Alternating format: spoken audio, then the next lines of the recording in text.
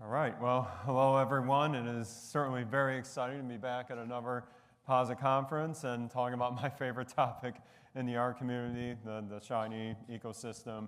I'm really excited to be talking to you about my first art package that's seen outside of my company's firewall in over 13 years, called Shinystate. So this has been a long time in the making.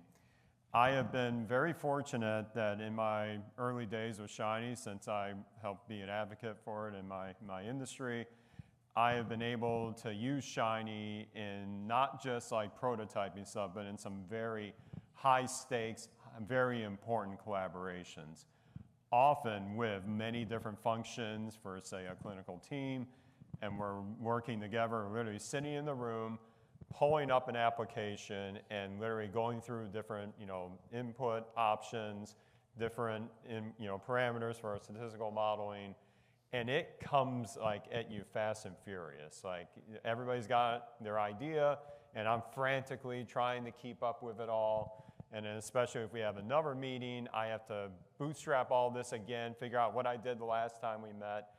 And it just was a lot to manage. And they want to get to these answers really quickly. And I didn't want to always be toggling around the different settings to get to where I was before. So, and in my case, I'm building very complex applications. These are not just like with 5 or however many inputs. They look similar to one of these great examples from the Shiny Gallery, which I highly recommend to check out. This is an app called Radar. It's a really nice one in the medical space, but I live this life a lot with the apps I develop. And so, like I said, many inputs, it takes a lot of effort to get that off the ground pretty quickly in these different meetings. So you may be wondering, well, is there a solution out there? Well, in 2016, there quietly was a solution out there, and it was called bookmarkable state. And Winston Chang right here is one that wrote the article that I've linked to in the QR code there. And I dare say, even as a Shiny user from back then, this came out kind of quietly, but boy, did it open a lot of ideas for me personally. And I started thinking about what are the different ways we can do this, because on the tin, you capture the state of your application and you're able to restore it at a later point. Exactly kind of the friction I was trying to solve. However, as time went on, as my applications got more complex, there was a little bit of things that it didn't quite do enough for me. And I want to walk through some of that as part of the motivation here. Bookmarkable state has 2 ways of recording the state of your application. One of them is called the URL method, and that is where basically you get a browser type address to your app, but after like the .com or whatever, you may see this on the sites you visit. There's a whole bunch of stuff after a question mark, and it might have some name equals something, some name equals something. And that can be great, again, for more of the small, medium-size-ish applications. It gives me vibes of back when I was doing my retro gaming and having to put password prompts in the game to resume where I left off. But there is a limitation with that, where sometimes if you have so many inputs, the browser address bar literally can't handle that wide of those different type of inputs. But that's not the only method. There is also the server-side method. This is where instead of the encoded in the URL, those different parameters, they're saved to disk as literally files on the disk. But they're saved as files in the hosting server that you deployed your app on. Typically, this might be Posit Connect, could be something else. But they're kind of locked away, so to speak. They are in these only these directories in the system that only an admin has actual access to. That can be a problem if you want to do something with this state later on, especially from the user perspective. So I was trying to figure out what are ways of getting around this, and then fortunately, definitely, I was one of the people that helped launch our pharma conference, as some of you in the room may have attended back in 2018 at Harvard. We had the great fortune of having the author of Shiny himself, Joe Chang, give a wonderful keynote about using, he called it interactivity responsibly in the pharma space. It's a really excellent keynote that we had. And in his example app that he shared with us, there was just this little hint of customization of bookmarkable state that I had never seen before. it was not documented anywhere. And I'm thinking, oh boy, okay, this may be on the way to solving my issues. So I took that as inspiration, started writing custom functions at my deployed, the apps I'm working on.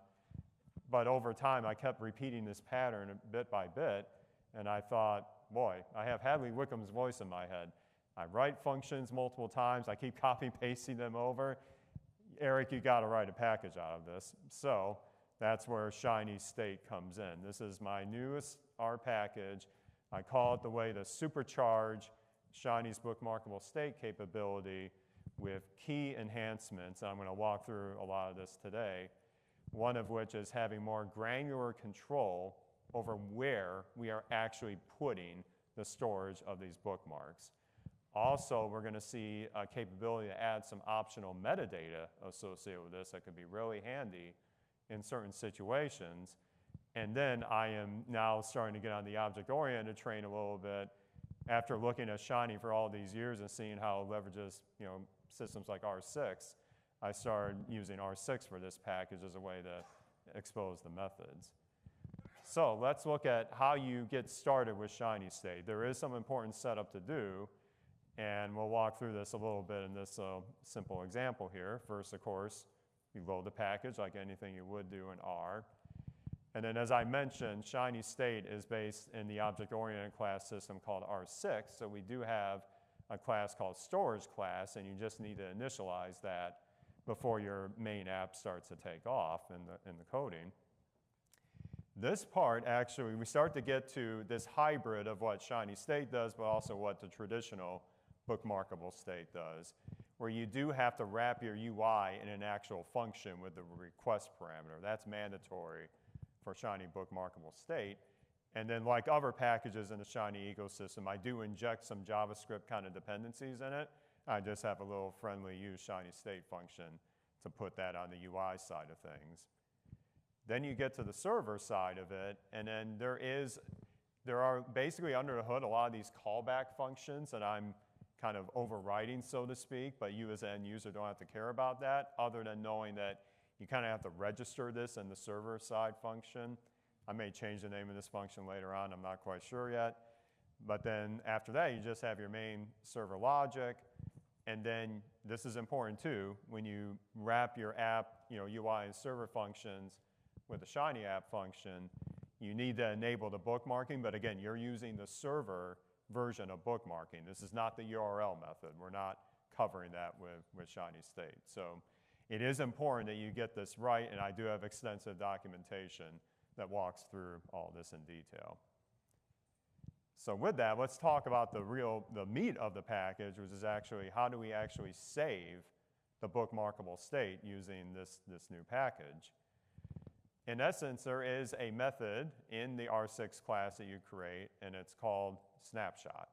Snapshot can just be run with no parameters, but as I mentioned earlier, one of the key things I'm trying to solve here is to attach some metadata associated with this. And as long as you can make a list out of it, and each element of the list is like a single element, it'll work here. So in this case, you might think of, okay, I might call a name of that session and the timestamp it was created, and that will, under the hood, give you kind of this nice tidy data frame of the different sessions that you can save throughout the life cycle of your session, so to speak.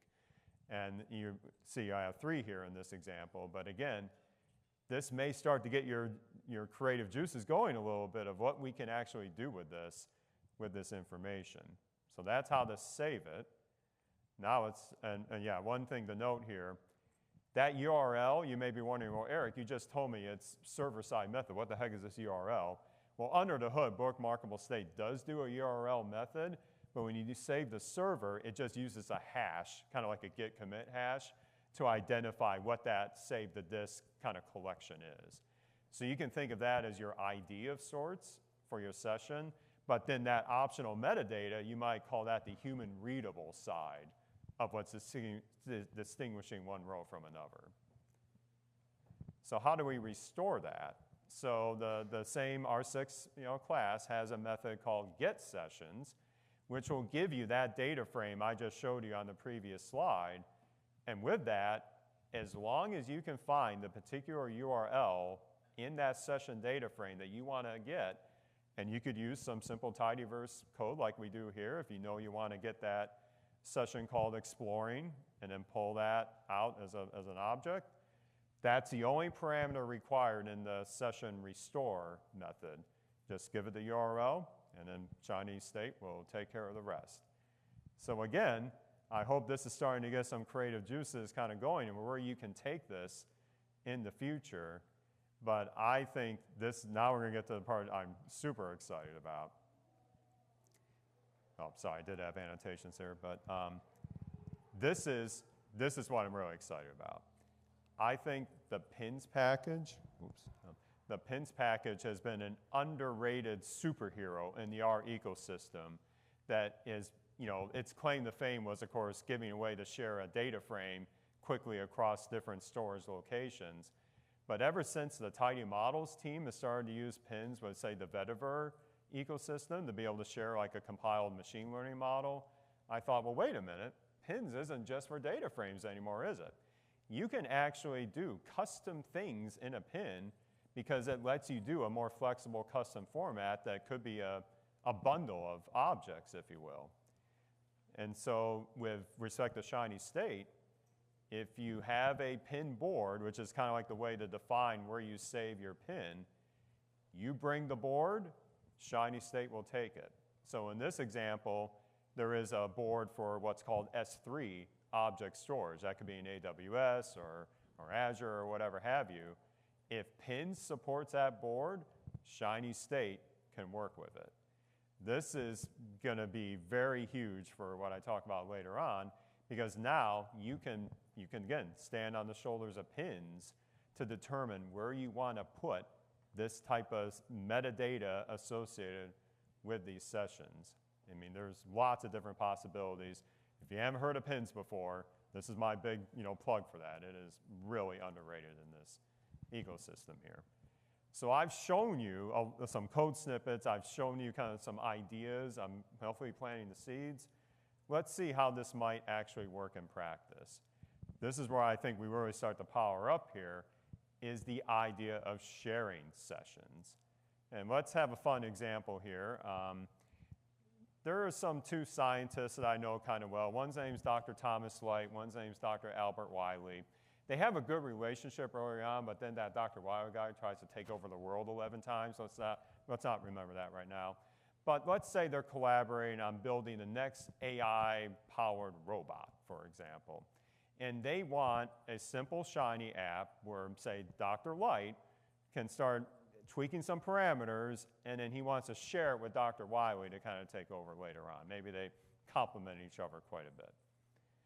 So let's say they have this like retroly inspired Shiny app here where they have some simple parameters, they give the name of the robot, different like attributes of it, their power, their speed, armor, whatever have you, whatever weapon they have.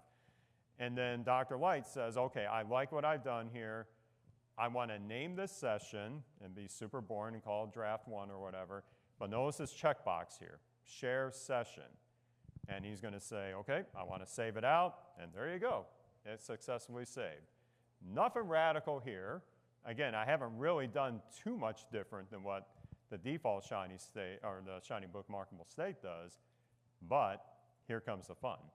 Let's say Dr. Wiley logs into the app the next day, and he wants to see what Dr. Light shared with him.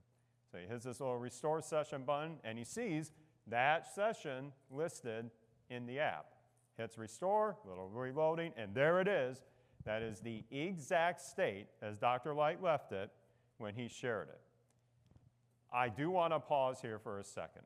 This is one of the biggest reasons I am excited about what I'm building here with Shinystate, is because at the day job, this is a huge important thing where these applications I mentioned are very complex, often used across different weeks in a design, say, situation.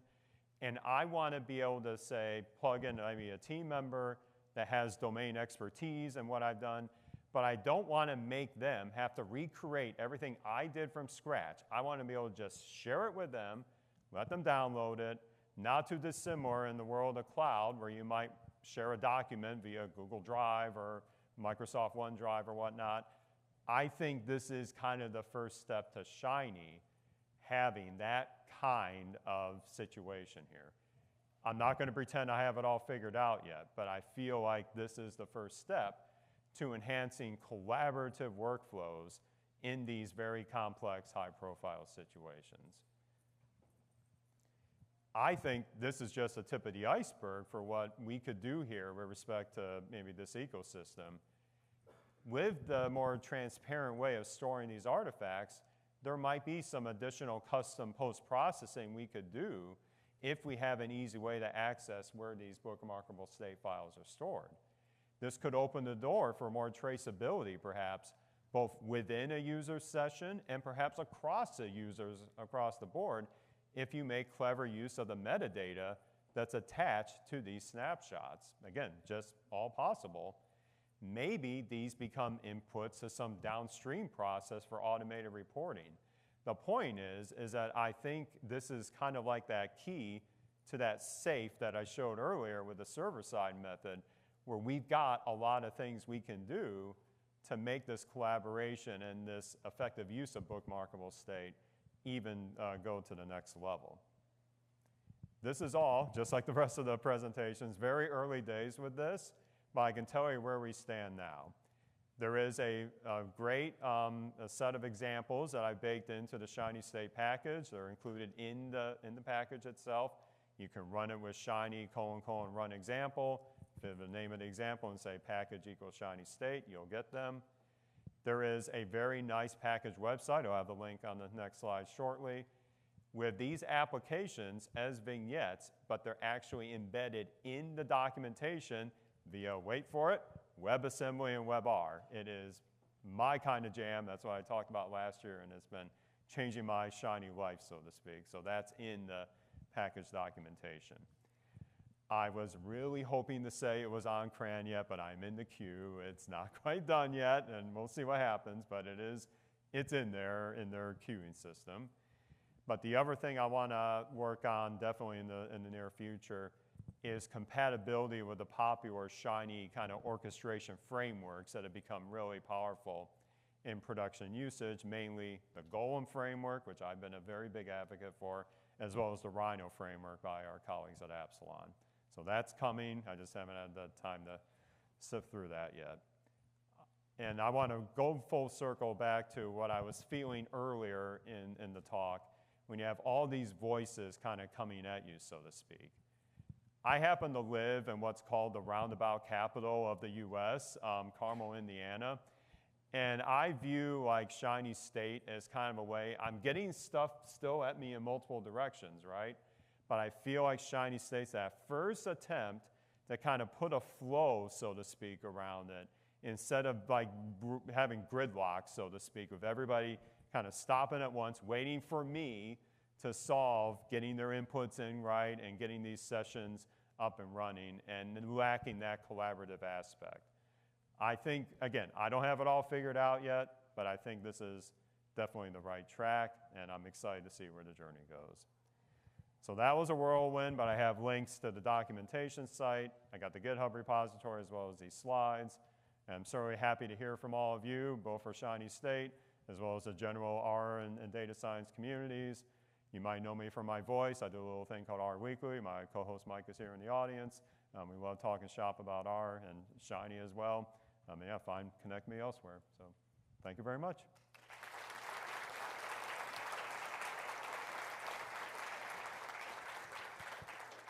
All right, we have a lot of questions. I don't know if we have all the time for it. Oh, wow. What happens if you try to load an old state, but the UI has since been updated? Does it silently fail, or does it tell the user what has changed? That's a great point. I should have had that in the next steps, is backward compatibility, or at least indicating when it won't work. It will just fail, unfortunately, but that is something on the roadmap, for sure.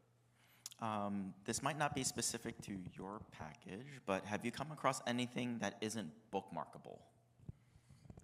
There can be some very complex situations with HTML widgets, so to speak, that have client-side inputs that don't play nicely with bookmarkable state. Some of that's gotten better, but there have definitely been a handful of widgets that I just cannot bookmark at all. Yep. All right. So kind of a follow-up. instead of just HTML widgets, does it work with Shiny modules that are dynamically loaded? So Shinystate is definitely module compatible. So if you can make sure that in your module you flag what to bookmark or even what not to bookmark, Shinystate respects all that configuration. And there is an example in the docs, in the example apps, one of them is a module-powered app. Yeah. And this might be more of a to-do list. Does Shinystate come with its own Shiny app to load its own states? Not yet, but that is, again, the examples kind of give you what that could look like. So I could definitely see a separate repo that spins that up eventually. Yep. Yep. And we know you work in pharma, so your answer might be a little bit censored, but could you share one example at work where your collaborators saved and shared states? The app that inspired this, I actually referenced very generally way back in 2018 when I talk about modules. And that app, I can't speak to all of it, but I can say it was helping design a very complicated algorithm for adjustments of multiplicity. And we needed to leverage very complex settings for that search of what is the best answer for it. So that was very much in an analysis optimization area. And that is just the tip of the iceberg of what I've done. Now I've done the full gamut of just sharing basic artifacts and whatnot, but that was the one that motivated it. All right, yeah, and the last one was just another shout out to pins from the audience. So thank you very much. Awesome. Thank you.